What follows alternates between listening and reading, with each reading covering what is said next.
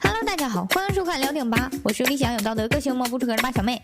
今天继续给大家带来由2句话浓缩成的恐怖美剧《2句恐怖故事》第1季第1集绅士。在我怀里的他冰冷又僵硬，然后那娃娃眨了眼。这2句话之间到底隐藏着怎样反转离奇的故事呢？别急，八小妹这就带你一探究竟。寂静温暖的咖啡厅里，单身母亲汉娜正在和妇产科医生阿肯约会。汉娜一边撕纸一边露出标准式假笑，显然她紧张极了，因为距离上一次约会已经过去很久了，她还是不太习惯约会，或者说不知道要说什么话题，气氛一度降至冰点。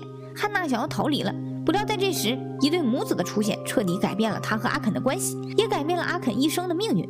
我们的故事就从这次不同寻常的约会开始说起。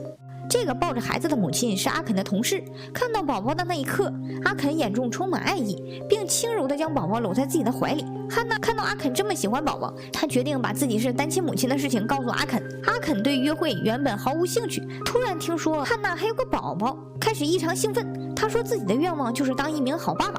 此言一出，汉娜对他的好感直线上升。一个立志做好爸爸的男人，一定也是个有责任心的好对象。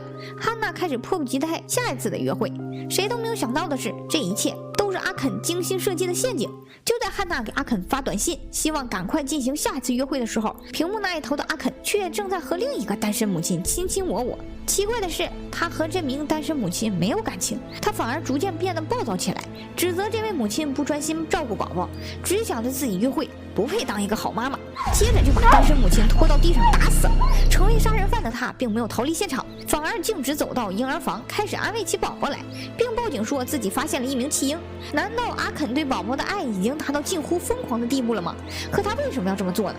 或许从他和汉娜下一次谈话中就可以找到蛛丝马迹。没过多久，汉娜和阿肯的第2次约会就如约而至。这一次，2人对彼此的了解更深了。汉娜说自己和前男友相处时流产多次，好不容易怀孕了，结果前男友没做好当爸爸的准备便离开了，自己也就成了单身母亲。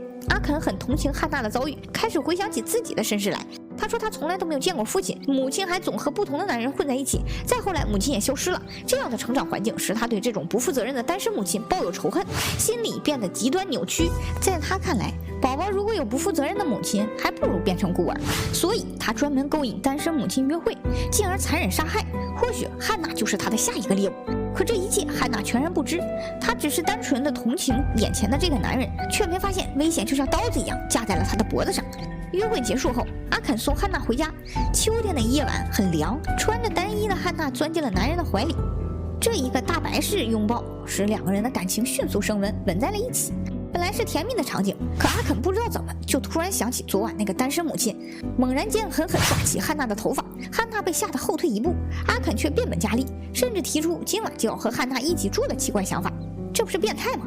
汉娜当即拒绝了他的请求，谁知他竟一下子被激怒了，开始指责汉娜配不上自己。汉娜也终于意识到自己不该轻信这样一个男人，打算和阿肯一刀两断。最终2人不欢而散。谁知阿肯像影子一样，怎么样都摆脱不掉。他上班时不断收到阿肯承认错误的短信，以及夺命连环 call， 希望可以当面解释一下。可阿肯这种阴魂不散的道歉方式简直让他毛骨悚然，他不得不把阿肯的电话设置到了黑名单里，眼不见心不烦。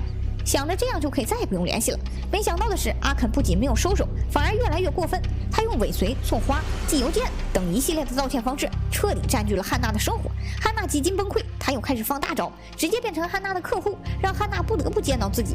看来汉娜是怎样都逃不掉这个男人了。下了班的他只好快速的踱步回到家，睡觉前还拉开窗帘看看阿肯有没有尾随自己，确认没人后才敢安心睡下。然而阿肯的阴谋才刚刚开始。汉娜熟睡中总感觉一只手轻轻地触碰了自己一下，还伴随着缓慢的呼吸声。朦胧中睁眼一看，阿肯竟然就躺在自己的身边。他刚要求救，就被阿肯控制住了。阿肯一边指责他是个不称职的妈妈，一边拽着他的头发向婴儿房走去。看来阿肯将再次出手杀掉汉娜这个单身母亲。他本以为杀人就像猫捉老鼠一样简单，却没想到这一次自己不是猫，而是那个老鼠。汉娜以为阿肯要伤害宝宝，宝宝是他的全部，绝不允许任何人触碰或伤害。只见汉娜随手拿起墙上的相册，冲着阿肯就砸了过去。这下阿肯被彻底激怒，一拳就把他打倒了。随后慢慢的走到婴儿房，而在他踏入婴儿房的那一刻，一切故事将发生360度大旋转。阿肯小心翼翼地把宝宝捧在手心，可这个宝宝不哭不闹，眼神呆滞，仔细一看，连五官也是僵硬的。他下意识地抚摸了宝宝的脸蛋儿，却发现脸蛋底下还藏着更小的宝宝。阿肯这才意识到这个宝宝不是个人。此时被砸晕的汉娜突然起身，一剪子插向阿肯，之后一把抱起掉在地上的零碎宝宝，嘴里不停地念叨着：“没事的，妈妈在呢，妈妈在呢。”脑海里浮现的都是宝宝的哭声。事情的真相慢慢浮出水面，原来汉娜有很深的心理疾病，是个有幻想症的可怜母亲。在经历了多次流产之后，她越来越想要一个属于自己的宝宝，所以她用3D 打印技术制作了假宝宝。但是假宝宝没法长大，她只能不停地制作更大的宝宝，了却自己当一个妈妈的梦想。故事最后，她抱起摇篮中已经修好的宝宝，承诺要给宝宝一个完美的家。在经历了与阿肯的感情失败之后，她明白了一个道理：人心隔肚皮。有时候真的很难分辨一个人内在是好还是坏。如果能有一个永远不伤害自己和宝宝的男人就好了。这时他看向桌子上画着男人的纸，还轻声询问宝宝：“他帅吗？他永远不会离开我们的。”看来汉娜要用3D 打印技术给宝宝制作一个假爸爸，假爸爸和假宝宝一定会和谐共处。这样一来，他既不用担心安全的问题，又能给假宝宝一个完美的家。汉娜满意的笑了。故事到这里就结束了。汉娜既可怜又可恨，可怜的是曾经她被别人深深伤害过，可恨的是现在她又要用同样残忍的方式报复别人。爸妹想说，以暴制暴看似是最解气的报仇方式，实则是最快把自己拉入深渊的开始。好了，这种爸妹今天给大家带来电影，喜欢的小伙伴欢迎在评论区留言，及时关注更新，关注聊电影吧，我们下期再见。It's